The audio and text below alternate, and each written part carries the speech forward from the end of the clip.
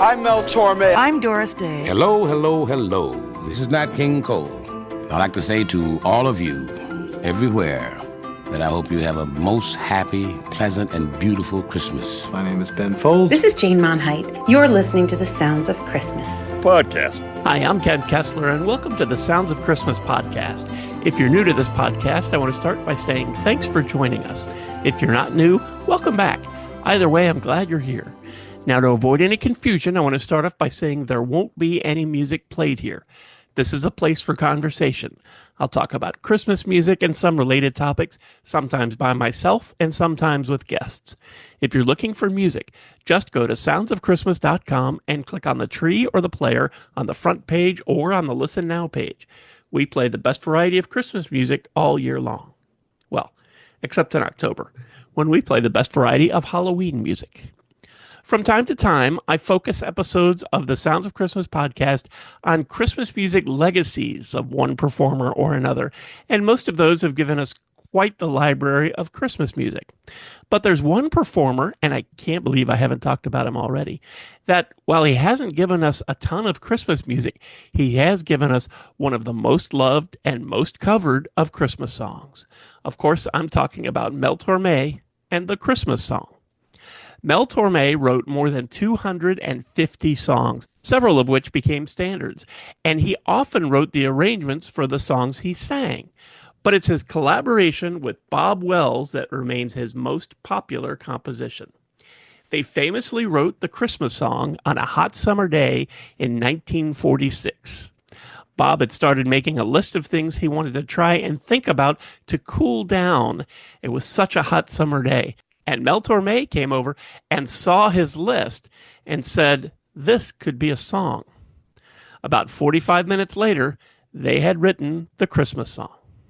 Mel Tormé has also said that the Christmas song wasn't one of his favorites, and he referred to it as my annuity. He didn't even record his own version of it for years, but plenty of other performers did. The Nat King Cole Trio recorded the first version that same year it was written, and to date, over 1,900 other versions have been recorded. By the way, Doris Day, along with Les Brown and his orchestra, were the only other artists to record it in 1946.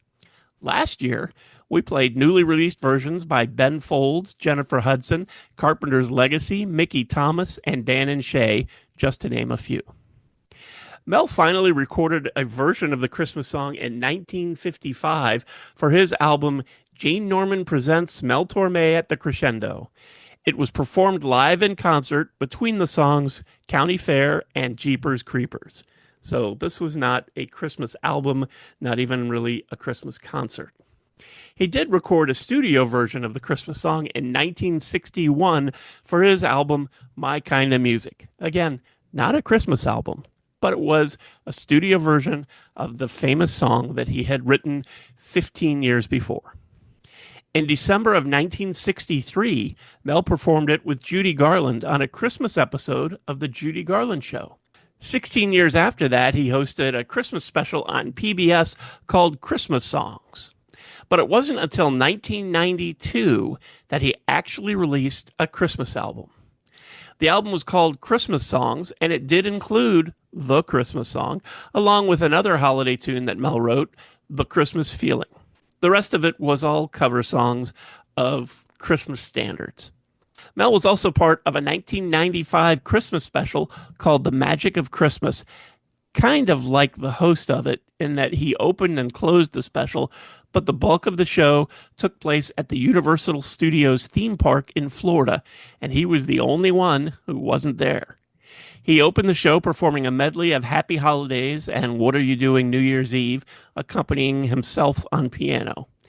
Near the end of this second special, he told the story of writing the Christmas song before he performed it. Again, just him and his piano.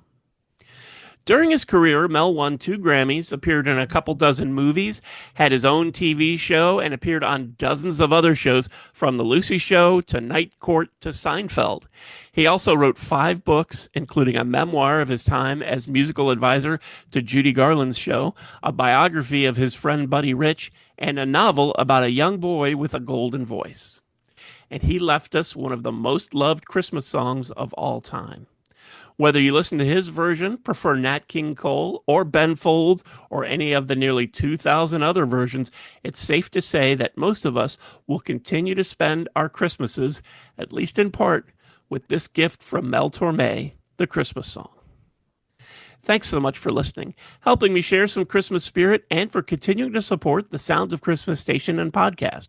I already told you how to listen to the station, and you're listening to the podcast now, so my work here is just about done. All of our episodes are available on the Sounds of Christmas website. Just click the podcast tab. And we also have a Linktree page that lists most, if not all, of the sites that stream the Sounds of Christmas podcast. And I'll put a link to that down in the show notes, so you can click on that, click on over, find your favorite, and then subscribe, and you'll never miss another episode. If you have comments or suggestions on this episode, previous episodes, or the Sounds of Christmas station, feel free to reach out to me on social media or through the website. And if you're listening to this episode on your phone, you can also click the Send Us a Text Message link and connect that way. Thanks again, and may you always believe in Santa Claus.